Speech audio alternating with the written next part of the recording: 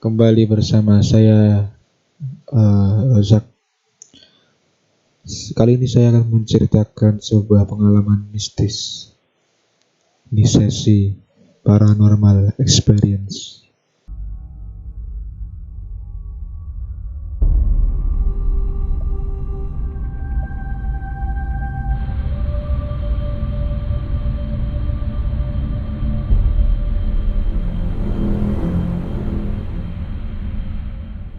Jadi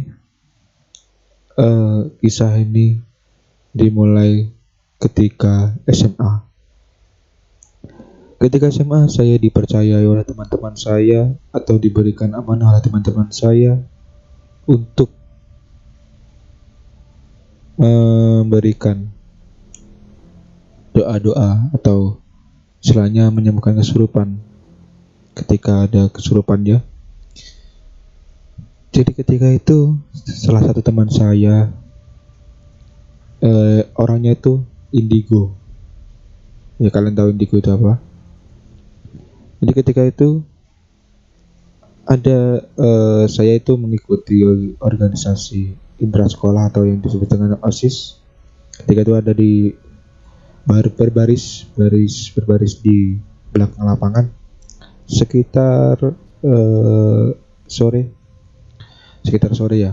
Jadi ketika itu baris ketika habis sasar, terus ketika habis sasar itu sampai menjelang hampir maghrib sekitar jam 5, teman saya itu masih di situ dan saya memperingatkannya, yang indigo tadi, memperingatkan bahwasanya untuk tidak berada di situ karena ya rawan orang-orang atau rawan orang apa itu gaib barang-barang gaib itu ya.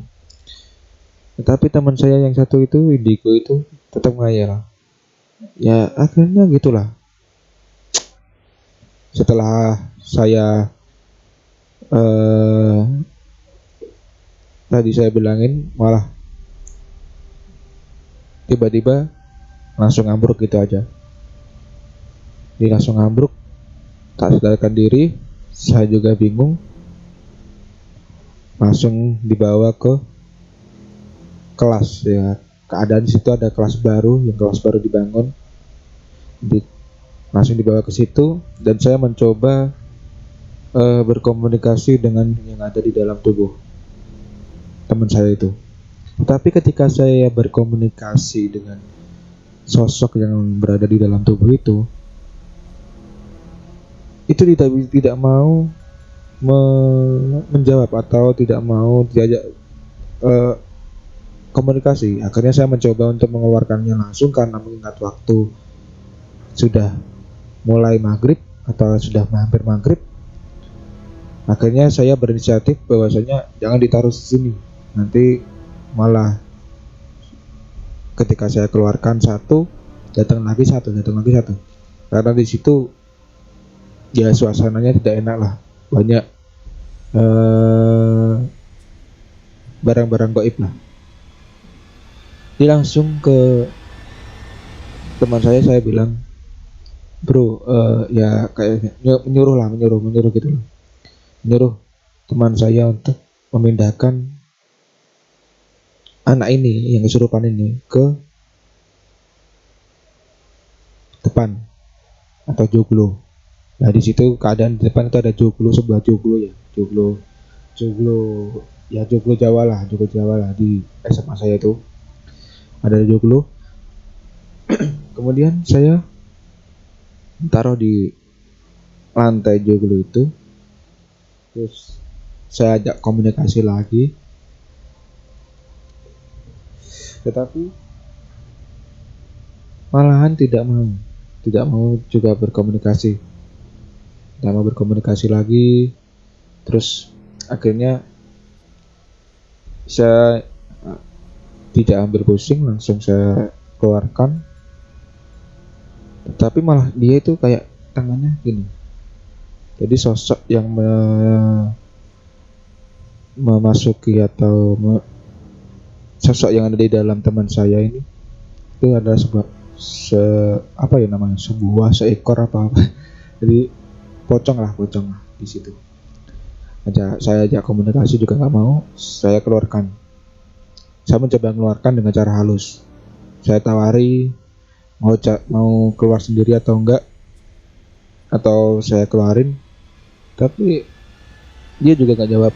Akhirnya saya paksa keluar sendiri yo, nggak mau. Tanya lagi, keluar sendiri mau nggak mau. Ya udah, saya paksa. Akhirnya saya paksa untuk keluarkan secara paksa ya. Jadi secara paksa saya keluarkan gitu.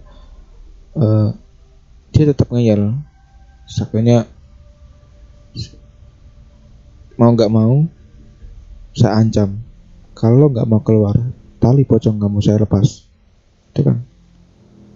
Akhirnya dia ketakutan. Terus dia itu kayak nggak mau jawab, tapi cuma mengisyaratkan dengan jawaban isyarat-isyarat gitu lah. Akhirnya saya tawarin lagi, mau keluar dengan secara paksa atau saya keluar sendiri gitu kan. Dia akhirnya saya tanyakan, keluar sendiri mau nggak. Dia sosok dalam tubuh itu menjawab dengan mengisyaratkan mau. Terus akhirnya saya berdirikan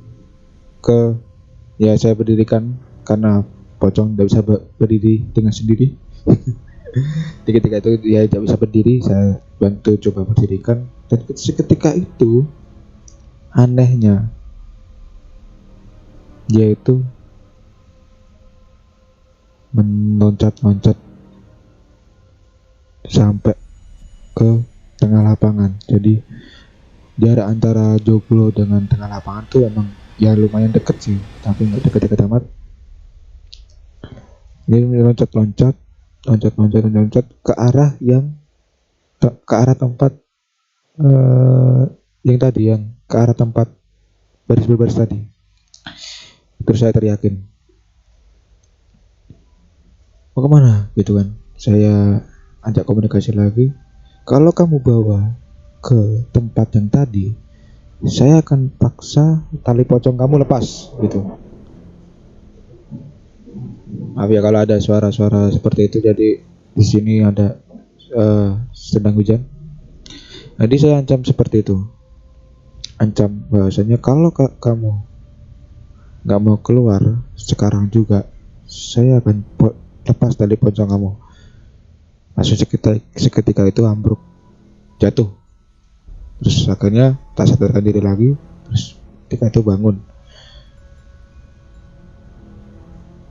dan kemudian ya sama teman-teman saya inisiatif bawa lagi ke depan, membangunkan dia, dan seketika itu dia sadar. Dan kejadian ini terus berulang sampai akhirnya